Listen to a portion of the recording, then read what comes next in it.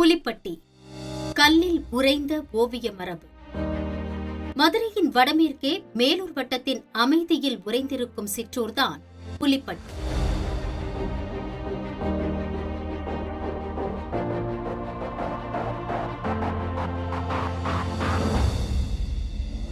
அங்கே ஒரு குன்றின் உச்சியில் இயற்கை தன் கரங்களால் செதுக்கிய சிறிய குகை ஒன்று.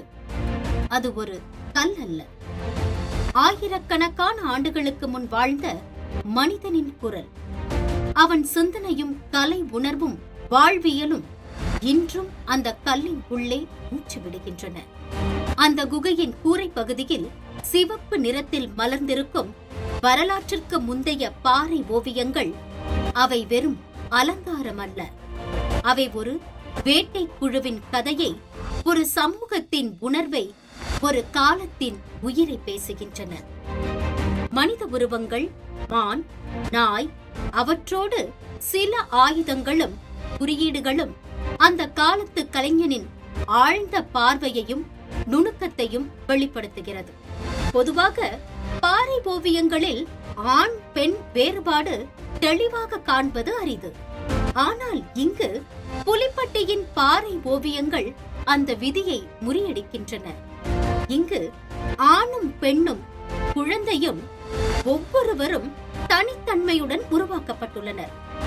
ஆண்கள் பரந்த மார்பும் நீண்ட கால்களும் பக்கவாட்டில் திரும்பிய தலையுடன் உயிரோட்டமாக நிற்கிறார்கள். பெண்கள் கோட்டோவிய வடிவில் மார்பை குறிக்கும் கோடுகளுடன் அழகாக சித்தரிக்கப்பட்டுள்ளனர். அனைத்திலும் மையமாக தெரியும் காட்சி ஒரு ஆண், ஒரு பெண், அவர்களுக்கிடையில் ஒரு குழந்தை.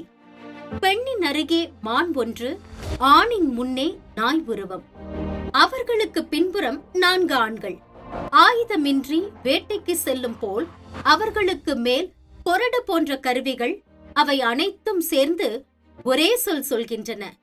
இது ஒரு கூட்டத்தின், ஒரு வேட்டையின் கதை.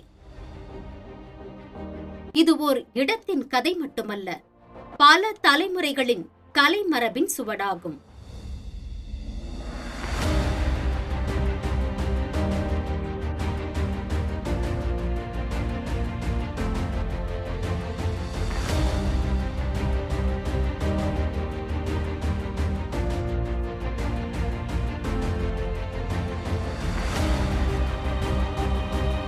புலிப்பட்டி ஒரு சிற்றூர்தான், ஆனால் அதன் பாறைகள் பேசுகின்றன.